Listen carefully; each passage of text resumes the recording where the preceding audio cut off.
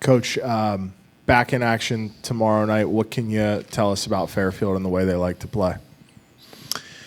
Well, Fairfield has played 2 games, but really a third game against Rutgers in an exhibition. So they've played at Rutgers, they've played at Wake Forest, they've played at New Hampshire. And against Rutgers and Wake Forest, it was really a single possession game all the way until the last 5 minutes of the game. I thought they played both teams really, really hard and well, and actually were in a position to finish with a win. Against New Hampshire, New Hampshire made 13 three-point shots. It's the power of the three. And 1 o'clock game on a Friday and a third road game in a row. To me, they maybe weren't at their best in that game, but we respect Fairfield a great deal. I would say of the 2 games that we've already played, Morgan State and Montana, that Fairfield represents the biggest challenge of the 3. They're a winning program. They're well coached. They're physical. They have size that can match up with us, and they rebound the ball very, very well on both ends. The other thing is, unlike Montana and Morgan State, Fairfield is much more deliberate in the half court. The scores of their games reflect that. So, again, it's like a different style for us to go against.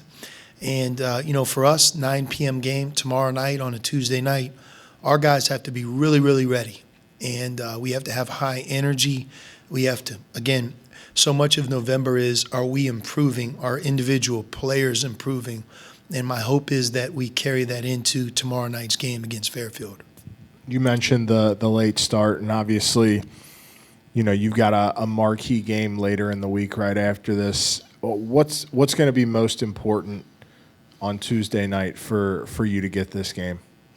Well, we have to bring our own energy. I think really good teams, they certainly are allowed to feed off their home crowd, especially a home crowd like we have here at Cintas. But, the home crowd can feed off the team as well. And I think we bringing our own energy and our own effort and level of play is what we can control.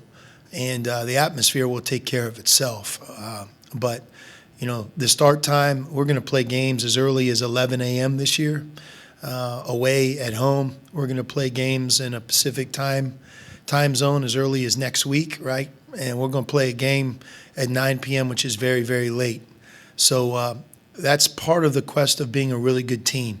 You can be yourself and you're really consistent regardless of where the game's played and the time. Those types of factors don't affect good teams nearly as much. And, that's what we aspire. That's really what we aspire to be. But our focus and our energy has to really be on point. Again, Fairfield winning program and a team that's, I think almost every year when you look at their history in that non-conference setting, they take a team to the wire or they beat the team in the non-conference season. So we respect them a great deal. Coach, putting 40 minutes together, at times it was a little bit of a struggle last year. It's been a little bit of a struggle through 2 games this year. How do you get there? Like what are the ways that you can get there in game 3? Yeah, so I have the answer. You definitely get there not by the game itself, but by what we do every day. If you're a team that practices on a Sunday afternoon after a day off, and you're able to watch film, go into our auxiliary gym, practice hard for 2 hours, compete, focus, and you're able to do it, on the main floor the next day, and all of a sudden you start stringing things together where on a daily, weekly basis, whether it's the beginning of a practice, the end of a practice, the focus is the same, the effort level is the same. You don't always play well, but the process of doing something correctly or with great effort, great energy, great focus every single day.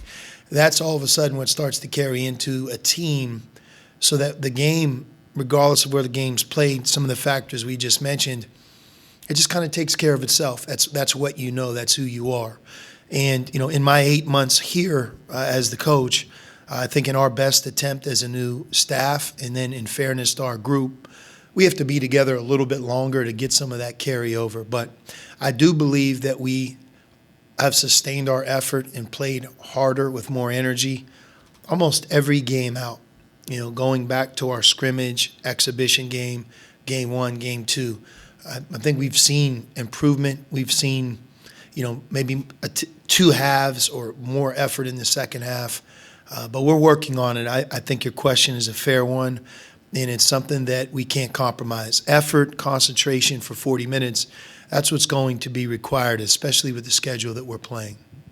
Whether it's during a game or right after a game, when you get your hands on a box score, other than the final score or the current score of the game, where do your eyes usually gravitate towards to tell you how your team is playing? Like, are there things that you look for on a box score immediately to sort of let you know, hey, we're doing what we need to do or we're not doing what we need to do? Yeah, I mean, the one thing that is the whole stat sheet is revealing. It really is. Whether it's looking at what a player's done, who really played well, who didn't, to statistics that really jump out. And sometimes a statistic in one game is different in the next. For example, turnovers. You could win a game and have 18 or 20 turnovers and feel really bad about the way you took care of the ball. And that becomes the single thing you address. The other night against a lot of physicality and pressure from Montana, we played 40 minutes with 9 turnovers, single digit, which was great. So I think for me, looking at our turnovers, not necessarily the other team's turnovers, but our turnovers, that's the first thing that I look at. And then the second thing is just our rebounding. Because for the most part, if you out-rebound the team and you take care of the ball, you're going to be right in the game to win it. From there, I mean, there's a lot of other three-point shooting, free throw attempts, free throw shots. But the turnover deal, when you could play a 40-minute college game at 10 or fewer turnovers, I think all coaches would take that stat, and usually that's where I go at the beginning.